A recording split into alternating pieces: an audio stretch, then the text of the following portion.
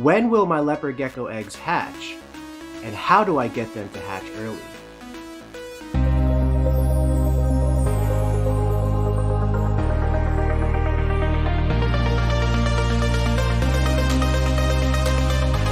Okay guys, so the first thing that you need to know is that leopard gecko eggs are temperature sex determined.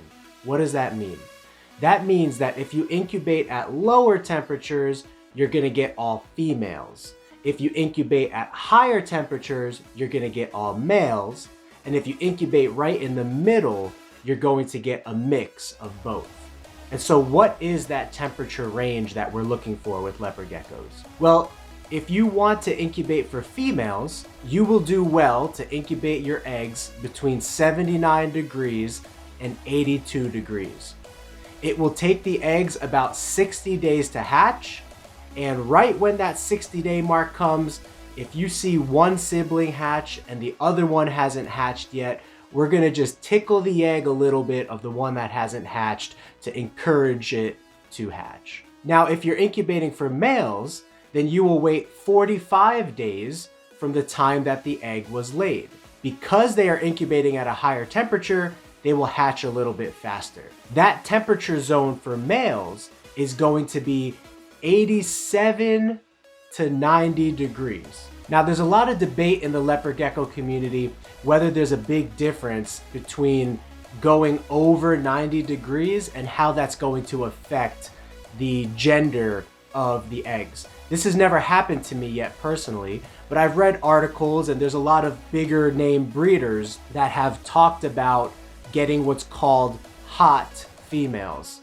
And so if you go above 90 degrees, it's thought that you're gonna get a female that does not do well at breeding and that has attitude problems. So that's just a warning. I really can't speak much to it myself. I personally incubate my male eggs between 88 to 89 degrees, just so that I don't risk going over that 90 degree mark. You might be saying, well, 89 is not close to going over 90, so what's the big deal? Why not incubate at 90? The reason is because stuff happens when you're incubating eggs, right? Sometimes there's temperature fluctuations. Sometimes your incubator, if you don't have fans in your incubator, then that means hot air is gonna rise, cool air is going to sink, and you need to make sure that you're reading the temperature at the very bottom or whatever location you're incubating the eggs at. But let's say that you do have fans and there's a draft that's catching, and for whatever reason you open the lid and now there's a new draft, or it takes a couple hours to get back to that temperature that you lost when you opened the lid. You lost that 89 degree temperature, whatever it is. So there are temperature fluctuations that happen when you're incubating leopard gecko eggs. They could fluctuate higher, they could fluctuate lower. So you just want to be careful and aware of that. That's why I personally like to incubate my leopard gecko male eggs between 88 degrees and 89 degrees. So if the temperature happens to fluctuate high one day, maybe the sun is coming in the room and the room is heating up and the incubator is heating up a little bit, there's a whole 2 degrees before I really need to worry about getting hot females. There's 89 to 90 and 90 to 91. So it's like a 2 degree buffer to safeguard my male genetics. And there's also a 2 degree buffer going down, because if males are incubated at 87 to 90 degrees, you really don't want to be pushing below 86. It's thought that for a mix of geckos, you're looking at somewhere between 84 degrees and 86 degrees. So 86 is that number that you really don't want to be pushing. And so if my incubator is set between 88 and 89, that means I have a couple degree fluctuation for when I open the lid, put new eggs in, pull out old eggs that are hatching, whatever the case may be, and that incubator has to come back up to heat. Now I have a little wiggle room. So if you lose 2 degrees from 89, you're still at 87. And if you lose 2 degrees from 88, you're still at 86. So personally, I try to get my eggs incubated as close to 89 as possible. So I'll do like 88.5, so that if I lose like 2 degrees, I'm at like 86.5. I really don't want to go below 87 as much as possible. But if you're slightly below 87, most likely that's not going to make a big difference for you. And so the perfect Goldilocks temperature zone for me, and the way that I like to incubate the eggs, is between 88 to 89 degrees. It gives you that extra buffer of protection either way. Same thing with the females, except you have a little bit more to worry about on the higher end than you do on the lower end. You know, it's been shown that leopard gecko eggs can hatch at temperatures lower than 79 degrees. It's possible that a leopard gecko can hatch. Maybe I've never done it, but maybe 76 degrees, 77 degrees. I know that there's people out there that have hatched leopard gecko eggs beneath 79 degrees. And so you don't necessarily have to worry if you're incubating, you know, at 80 degrees or 81 degrees. You don't have to worry that if you have a temperature fluctuation and the egg happens to hit 78 degrees or so for a couple hours, it's not that big of a deal. But on the upper end is where you want to be careful so that you're not entering into the mixed gender zone of leopard gecko incubation. So 82 is the absolute highest that, personally, from my experience and my research, I would recommend you incubating for females. But what about fluctuations? What if your room gets hot and your incubator goes above 82 degrees? You need a little bit of wiggle room there in case your incubator goes above 82. So the Goldilocks temperature for me of incubating female eggs is between 80 to 81 at the most. That gives me a couple degree temperature drop on the lower end, which again is not that big of a deal. And it gives me a couple degree increase buffer on the higher end, which is the bigger deal. That's what you want to be more careful about. Right now, we're actually going to take a look at an egg that has not hatched for the past 2 days when its sibling has already hatched. All right, guys, so these are a few clutches from one of our pairings this year. You can see the male is Maui, the female is Peach, a couple nice tangerines. But when you look inside of this incubation tub, you can see that one egg has already hatched. The other egg has not. Okay, guys, so here we're at the data tracking sheet, and I just want to show you how to know when to expect the baby to be hatched. So here is Peach, the female whose eggs we were just looking at. She bred on December 1st. She laid her first pair of eggs about 2 weeks later. Looks like 14 or 15 days later. Both eggs were good. That means I saw embryos in them. And so you will count 8 weeks plus a few days from this date to find out when the eggs are going to hatch, because we incubated them between 80 and 81 degrees. And so that means that they will hatch as females about 60 days later. So you go over to your calendar and you look at when the gecko laid the eggs, December 16th.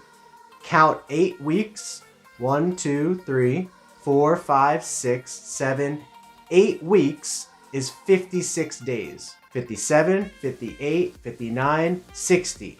So that means that this gecko was due to lay a female egg 60 days later on February 14th. Let's see when the baby actually hatched. So we'll go over to our baby data tracking sheet here. Maui and Peach's baby, baby number 1. We have that it hatched on February 14th, exactly 60 days from the time that we found the eggs. So most of the time, these eggs will hatch almost together or on the same day. One thing that I've noticed that you could do to increase the chance of this egg hatching is to give it a little tickle. Now, you don't have to tickle the egg. It will hatch on its own.